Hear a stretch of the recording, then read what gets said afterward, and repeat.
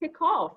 Sheilah, it is such a delight in the midst of all this shit show to really connect with you. I've admired you so much, on Instagram, and I love your shots. I love, especially during the COVID period when you were in those monologues, right?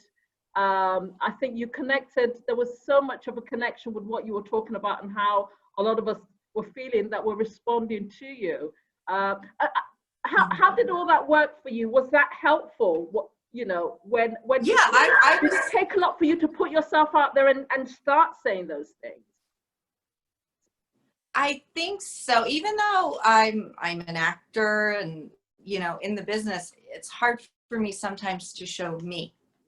But yeah, I was alone. I was living. I just moved to Brooklyn, March 14th. I didn't know anybody here. So I thought, gotta talk to somebody. So I just put it out there. Brilliant. Because I knew if it was affecting me, it had to be affecting other people too. Yeah. So yeah, some days I was feeling silly, some days I was running a little race with myself in my room and timing myself. But yeah, I just wanted to keep things lighthearted too sometimes. Yeah. I mean, it was beautiful what you did, and more so the way in which people responded to you as well. I thought that was great. So let's just sort of pause and take a step back, and because I know that not everybody that's going to see this interview is going to necessarily know who you are, and I'd really love the opportunity to give you that platform to please intro yourself. Let's hear it from you. You've already mentioned that you're an actor. I know you do so many other things as well, but you say it. What do you do, and what is it, Sheilah, that motivates you in all these things that you have chosen to do in life? I say I model. Started doing that when I was younger, and it didn't work out. It was always you're too this, you're too that, and I would dabble in it, and then I'd forget about it. But when I moved back to Pennsylvania from Los Angeles, I was in my early 40s. I got breast cancer. So I started documenting it, and I was doing portraits. And from there, photographers were like, oh, well, let's do this and let's do that. So it just kind of manifested. And before I knew it, I was walking on a runway in New York. So I was like, this is great, And I also decided, when that happened, when I got cancer, like, what did I really love doing? And that was acting. I had taken an acting class when I lived in LA, and I never felt so connected to people like that in my life. So I Googled, acting classes in Philadelphia, Pennsylvania, and the school Playhouse West came up, and they were actually in LA when I lived there, and I always wanted to go to that school. So they opened up a division in Playhouse West, or in Philadelphia. So it was just perfect timing. Yeah, so perfect. yeah, I got to go to the school I always wanted to go to. Yeah. Wow. And I got back into acting that way. So yeah.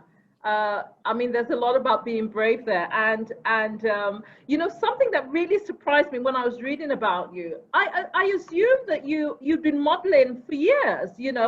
I would see your pictures on Instagram, and you reminded me of Twiggy. I don't know if you know Twiggy from the UK. Oh yeah, she's just like Twiggy. I bet she was a lot like Twiggy when she.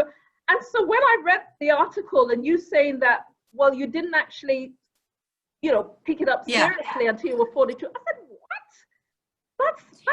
that's amazing. And it was always there. Yeah, it was always there. It was always a passion. I was like obsessed with modeling, obsessed with fashion. I don't know if you remember this show called Style with Elsa Clench on CNN. Yes, that was my Saturday morning show. I was like maybe 10, 11, 12. I'd wake up and watch that every morning or Saturday at 10 a.m.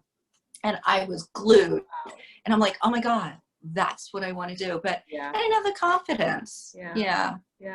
Amazing. So. And you talk about the fact that you are actually quite an introvert, you have said. So So what is it that acting and modeling? This is a lot for me. Yeah, it does. Yeah. What does it do for you, being the introvert that you are?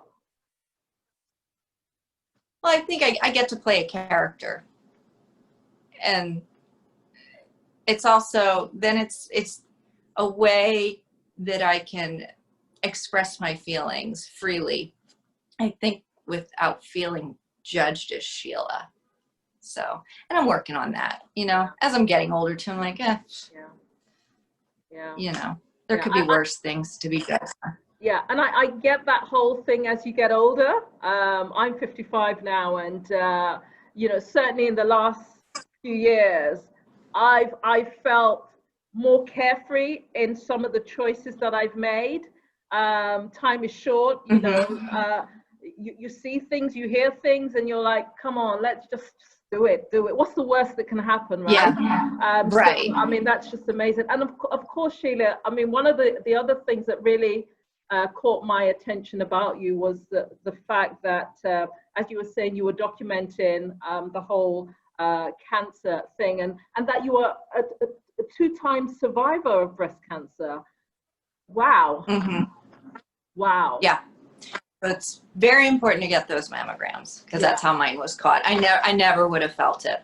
Yeah. Never. It was like, I think it was something that was just posted. I posted on Instagram that it was like salt particles. Yeah. It was tiny. So very grateful that they caught it as quick as they did. Yeah. Amazing. But amazing. I had to make jokes throughout the whole thing, though. That I just had to laugh my way through it. Yeah, and so great that you've been able to sort of tell your story in the way that you've chosen to, with the whole documentary, with the photography, the images and everything that have really call a lot of people's attention, and great stuff. I mean, so I know that you're also into art as well. I've seen some of your stuff, and so I mean, you are a collection of many things. Right. Yeah, I guess so.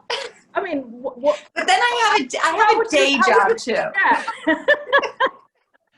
Yes, and you've got a day job. What? Yeah. So, what is this career that you have built for yourself? It's just like a kind of, I see this kind of patchwork thing that you have really, everything seems so rich though in its individual space. It all seems to have meaning to you. Sometimes, a lot of times people will have more than one thing that they're doing, but there's not as much attention in certain things as there are in other things, but you seem to value all parts of what you do. I do, yeah. Talk and about I just believe in doing a good job for me, and doing it 110%, or it's not worth doing at all. So, like I said, I have my day job, and I go in, and it's not the most glamorous, and I want people to know that too, because I think on Instagram, everybody thinks that, you post these pictures and you live this certain lifestyle and you're a certain way. No, I work in a grocery store. It's like, that's my day job, or my night job, I should say. And I love it. Like that's my time to interact with people, even though I like to come back to my cocoon. But that's my time to chit chat, and then I come home, and sometimes I'll be doing my painting at 1 or 2 in the morning, and that's when I unwind and decompress. But really, I love it, and I love that transparency as well that you give, because I did read that article and I was like, what? Grocery store? What's going on here? But you're right. Social media. I mean, what is? And you said something there, which is true. See these muscles. Hey, it will keep you fit, keep you going. And you said something there about social media, and almost sometimes the lies that it tells us not sometimes not intentionally, definitely. I mean, what are your thoughts about how we navigate social media? Right.